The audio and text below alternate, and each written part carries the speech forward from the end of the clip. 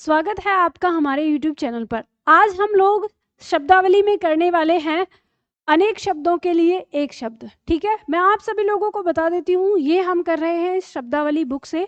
ये आपकी शब्दावली बुक है, इस बुक को आप मंगा सकते हैं। आप कहाँ से इसे ऑर्डर कर सकते हैं? तो जो मैं आप लोगों को पढ़ा रही हूँ वो आपकी इस बुक में है। सब कुछ एक तरफ लिखा हुआ है और बहुत ही सरल तरीके से लिखा हुआ है, सबका अर्थ देकर, जैसा कि आप सभी लोगों को दिखता है। तो आप इसे मंगा सकते हैं। आप हमारे इन नंबर पे कॉल करके ऑर्डर कर सकते हैं या फिर आप हमारे एप्लीकेशन को डाउनलोड करके, इसमें ऑप्शन दिया है पाठ्य पुस्तक का, वहां जाकर आप ऑर्डर कर सकते हैं या फिर आप ऑनलाइन मंगा सकते हैं अमेजोन या फ्लिपकार्ट से। तो इसके लिए आपको हमारे डिस्क्रिप्शन बॉक्स में जाना होगा, वहां जो लिंक दिया है उसी से आप मंगाइएगा, तभी आपको ये नई संशोधित बुक मिलेगी। ठीक है, क्योंकि ये संशोधित बुक जो है वो अभी हो सकता है कि आपको दुकानों पर ना मिले। ठीक है, तो आप यहाँ से मंगा सकते हैं। चलिए हम लोग शुरू करते हैं। आज हम लोगों को करना है अनेक शब्दों के लिए एक शब्द। तो पहला हमारा यहाँ पे पॉइंट दिया है, आज हम दूसरा सेट कर रहे हैं। तो पहला पॉइंट हमारा दिया है कि जिसका उत्तर ने दिया गया हो उसको एक शब्द में क्या कहेंगे? हम अनुत्तरित कहते हैं। ठीक है, क्या कहते हैं? अनुत्तरित। इसके बाद अगला पॉइंट है, जिसका उत्तर दिया गया हो उसे हम क्या कहेंगे? उत्तरित। तो देखो ये जो शब्द हमारा बना है, आप सभी लोग जानते हो, ये उत्तर शब्द में इत प्रत्यय लगाकर बना गया है। फिर जो अनुत्तरित शब्द बना है, इसमें क्या किया है कि जो ये उत्तर है हमारा, यानी हम यहाँ पे देखो, इसे मैं थोड़ा सा आपको बताती हूँ कि ये किस तरह से बनाया गया है। फिर इस उत्तर शब्द में पहले हमने क्या जोड़ा है? यहाँ पे अन उपसर्ग लगाया है। तो अनुत्तरित हमारा बन गया अन उपसर्ग लगाकर, उत्तर और इत प्रत्यय लगाकर। तो हमें यहाँ पर दोनों एक दूसरे का विलोम भी मिल जाता है। ठीक है, तो ये ध्यान रखिएगा। तो क्या हुआ हमारा? जिसका उत्तर न दिया गया हो अनुत्तरित, ठीक है, और जिसका उत्तर दिया गया हो उत्तरित, दोनों एक दूसरे के विलोम भी हैं। आगे शब्द है, जिसका उपचार न हो सके उसे क्या कहेंगे? असाध्य कहेंगे। और जिसका उपचार हो सके उसे क्या कहेंगे? साध्य कहेंगे। तो साध्य का मतलब हो गया जिसका उपचार हो सकता है, और असाध्य का मतलब हो गया जिसका उपचार नहीं हो सकता। और हम देखते हैं कि असाध्य शब्द जो हमारा बना है वो अ प्लस साध्य से मिलकर बना है, यानी साध्य में हमने अ उपसर्ग जोड़ा है, अ माने नहीं। तो इस तरह से दोनों एक दूसरे के विलोम भी हो गए हैं। ठीक है, चलिए आगे बढ़ते हैं, अगला पॉइंट लेते हैं। आगे हमारा पॉइंट कह रहा है कि जिसकी पहले से कोई आशा न हो। ठीक है, जिसकी पहले से कोई आशा न हो उसे क्या कहेंगे? हम अप्रत्याशित। ठीक है, और जिसकी पहले से आशा की गई हो उसे क्या कहेंगे? प्रत्याशित। तो प्रत्याशित का मतलब हो गया जिसकी पहले से आशा की गई हो उसे प्रत्याशित कहते हैं, और अप्रत्याशित कहते हैं जिसकी पहले से कोई आशा ना हो या ना की गई हो उसे अप्रत्याशित कहते हैं। हम कह सकते हैं कि प्रत्याशित का विलोम अप्रत्याशित, जिसमें अ उपसर्ग जोड़कर बना दिया गया है। ठीक है, आगे आता है शब्द, जिसका निवारण न हो सके या वह जिसका विकल्प ना हो। ठीक है, जिसका निवारण न हो सके वो करना ही पड़ेगा। ठीक है, या जिसका कोई विकल्प ना हो वो भी करना ही पड़ेगा, तो उसको क्या कहते हैं? अनिवार्य कहते हैं। ठीक है, अनिवार्य। ठीक है, चलो आगे बढ़ते हैं। अगला पॉइंट आता है, और वह जिसका कोई विकल्प हो। ठीक है, तो जिसका विकल्प हो सकता है उसको क्या कहेंगे? वैकल्पिक कहेंगे। तो ध्यान रखिएगा, अनिवार्य और वैकल्पिक दोनों एक दूसरे के विलोम भी हो जाते हैं।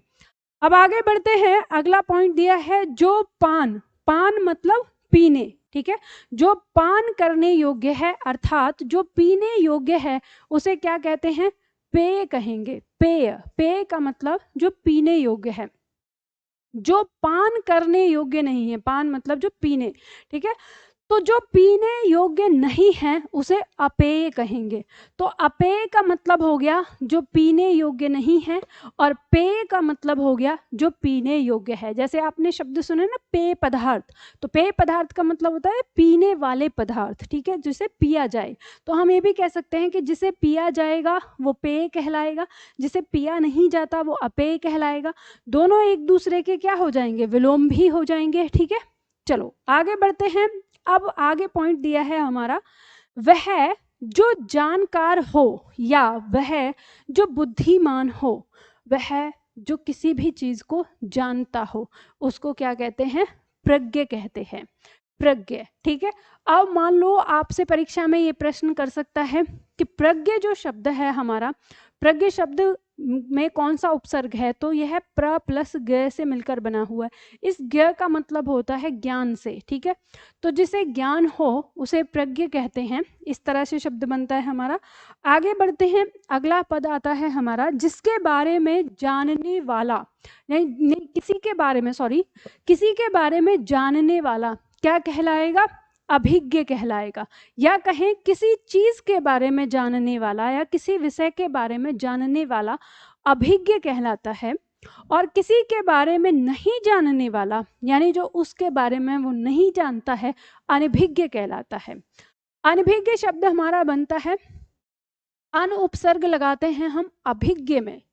अभिज्ञ का मतलब हमारा होता है जानने वाला, जानकार, जो उस विषय से, किसी भी विषय से, किसी भी चीज से जानकार हो। और ये कहते हैं, जैसे मान लो आप बात करते हैं, अरे मुझे इस घटना के बारे में कुछ नहीं पता, मैं तो इससे अनभिज्ञ हूँ, ऐसे प्रयोग करते हैं, तो वो होता है अनभिज्ञ, मतलब मैं इसे नहीं जानता।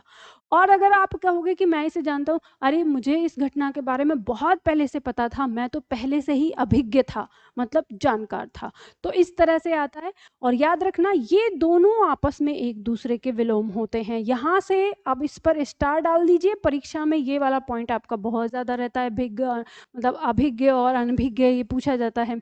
और एक पॉइंट याद रखिएगा कि जो ये भिज्ञ है ये कोई शब्द नहीं है, ठीक है, ये कोई वर्तनी नहीं है, कोई वर्तनी नहीं, ये आपको ध्यान रखना है, कोई वर्तनी नहीं। हमने बस ऐसे ही लगा दिया है। कभी कभी कुछ लोग ऐसे करते हैं, जैसे यहाँ पे आ लगा है तो आ को हटाकर भिज्ञ, भिज्ञ का मतलब कर देते हैं ना जानने वाला, ऐसे कर देते हैं। शब्दकोश में हम देखेंगे तो शब्दकोश में ये कोई वर्तनी नहीं है, बस ये समय, मतलब समय अंतराल में आते हुए एक जबरदस्ती का शब्द बन गया है, ये है नहीं, ठीक है। तो ये ध्यान रखना। तो अभिज्ञ का विलोम अनभिज्ञ होता है। अब आता है शब्द संबंधित विषय का विशेषज्ञ। जैसे किसी चीज में अगर कोई विशेषज्ञ होता है तो उसको हम कहते हैं विज्ञ। विज्ञ का मतलब होता है वो उस विषय के बारे में सब कुछ जानता है। और संबंधित विषय में कुछ भी ना जानता हो जो, तो उसको कहेंगे अविज्ञ। तो इसमें भी जानना और ना जानना ही आता है। तो ध्यान रखना कि विज्ञ कहेंगे कि जिस विषय की हम बात कर रहे हैं उस पे वो क्या है, एक तरह से उसे जो उसका ज्ञान है वो पूर्ण है उस विषय में। और जो अविज्ञ हो जाएगा, मतलब जिस विषय की हम बात कर रहे हैं उस विषय में वो बिल्कुल अनजान है, उसे कुछ भी नहीं पता। तो इस तरह से विज्ञ का विलोम अविज्ञ आ जाता है। तो ये हमेशा ध्यान रखना, जब आप अर्थ देखते हैं तो आपको पता चलेगा कि जो अविज्ञ है और अनभिज्ञ है, इन दोनों का अर्थ होता है नहीं जानना, ठीक है। तो आप कहेंगे कि मैम जब इनका अर्थ हो गया तो परीक्षा में अगर ऐसे लिखा होता है कि अभिज्ञ का विलोम बताओ, एक ऑप्शन में अनभिज्ञ होता है, एक ऑप्शन में अविज्ञ होता है, तो कौन सा देंगे। तो हमेशा इनको याद रखना, बिल्कुल गांठ बांध लो कि जो आपका शब्द है अभिज्ञ का विलोम होगा अनभिज्ञ और विज्ञ का विलोम होगा अविज्ञ, चाहे ऑप्शन में सारे साथ में ही क्यों ना दिए हों, ठीक है। तो ये याद रखना है आपको। आगे पॉइंट है हमारा जो सब कुछ जानता हो, ठीक है, जो सब कुछ जानता है उसको सर्वज्ञ कहते हैं, ठीक है, सर्वज्ञ। जो बहुत कुछ जानता हो, जो बहुत कुछ जानता है उसे बहुज्ञ कहते हैं। और जिसे जाना न जा सके, यानी जिसके बारे में जाना नहीं जाए, उसे अज्ञ कहते हैं, अज्ञ। अज्ञ का मतलब होता है जिसके बारे में ना जाना जा सके, कुछ भी ना जाना जा सके, इसके जिसके बारे में, उसे अज्ञ कहते हैं। जिसके बारे में बहुत ज्ञान हो, बहुत जानता हो, तो वो बहुज्ञ कहलाएगा, यानी जो बहुत जानता हो, ठीक है। और जो सब कुछ जानता हो वो सर्वज्ञ कहलाएगा, ठीक है। और उसी तरह से जो किसी बात का मर्म मतलब गूढ़ रहस्य जानने वाला, जो किसी बात का मर्म जानता हो उसे मर्मज्ञ कहते हैं।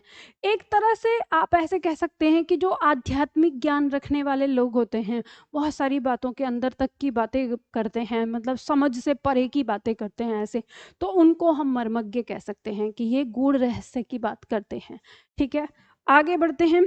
आगे पॉइंट आता है, जो नीतिवान हो या जो नीति का जानने वाला हो या जो नीति को जानता हो तो उसे नीतिज्ञ कहेंगे। उसे क्या कहेंगे? नीतिज्ञ, ठीक है। आगे शब्द आता है कि धरती और आकाश के बीच का स्थान जो होता है वो क्या कहलाता है? उसको अंतरिक्ष कहते हैं और उसको क्षितिज भी कह देते हैं, ठीक है। क्षितिज, ये ध्यान देना, दो शब्द आते हैं, क्षितिज भी बोल देते हैं उसको, यानी धरती और आकाश के बीच का जो स्थान होता है, दूर तक हमें मिला हुआ जो दिखाई देता है उसे क्षितिज कह देते हैं, और धरती और आकाश के बीच का स्थान अंतरिक्ष कहलाता है, ठीक है। आगे शब्द आता है, जो भेदा या तोड़ा ना जा सकता हो, ठीक है, जिसे ना भेदा जा सके ना तोड़ा जा सके, तो उसे क्या हम कहेंगे? अभेद्य, ठीक है। अभेद्य मतलब ये आपका क्या है? आधा द और यह है अभेद्य। जिसे भेदा या तोड़ा जा सकता है उसे हम क्या कहेंगे? भेद्य। भेद्य में हमने अ लगा के बनाया, अभेद्य, दोनों एक दूसरे के क्या हो गए? विलोम हो गए, ठीक है। तो हमें यहाँ पर पता चलता है कि जो भेदा या तोड़ा ना जा सके उसको अभेद्य कहेंगे, और जो भेदा या तोड़ा जा सके उसे भेद्य कहेंगे, ठीक है। तो इस तरह से आज की क्लास में हम लोगों ने अनेक शब्दों के लिए एक शब्द यहाँ पर देखा। तो ध्यान रखिएगा कि इनके साथ साथ, यानी अनेक शब्दों के लिए एक शब्द तो हम जानते ही हैं, साथ ही साथ इनके साथ साथ हम इनके विलोम भी जान पाते हैं। और इसके साथ ही साथ मैं आप लोगों से भी कहती हूँ कि इनमें बनने वाले उपसर्ग से जो शब्द हैं उनके बारे में भी जानकारी हमें मिल जाती है, ठीक है। तो चलिए आज की क्लास में हम इतना ही करेंगे। अगर आपको ये वीडियो पसंद आती है तो आप इसे लाइक कर दीजिए, अपने दोस्तों के साथ शेयर कर दीजिए और समय समय पर इसको दोहराते रहिए। जैसे काफ़ी सारे छात्र प्रश्न करते हैं कि मैम हमें याद नहीं रहता, तो याद रखिएगा कि शब्दावली जो होती है वो दोहराने की चीज़ होती है। ऐसा दुनिया में कोई व्यक्ति नहीं होता जिसे एक बार में सारी चीज़ें याद हो जाती हैं, उनमें से मैं भी एक हूँ। ऐसा नहीं है कि मुझे सारी चीज़ें याद हो जाती है एक बार में ही पढ़ने से, नहीं, मुझे याद रखने के लिए दोहराना पड़ता है, तो इसीलिए आपको भी याद रखने के लिए दोहराना पड़ेगा। तो हर दिन बार बार आप इनको अपने दिमाग में दोहराते रहिए, पढ़ते रहिए और निश्चिंत होकर पढ़ते रहिए, कोई डाउट मत लाइए। हर दिन जब आप दोहराते रहेंगे, ध्यान से उसको पढ़ते रहेंगे, तो ये आपके लिए हमेशा के लिए याद हो जाएंगे आपको, ठीक है। तो और ये आपके अपने बन जाएंगे, ठीक है। तो इस तरह से ही हम करेंगे। तो आज के लिए इतना ही, फिर मिलते हैं अगले वीडियो में अगले टॉपिक के साथ।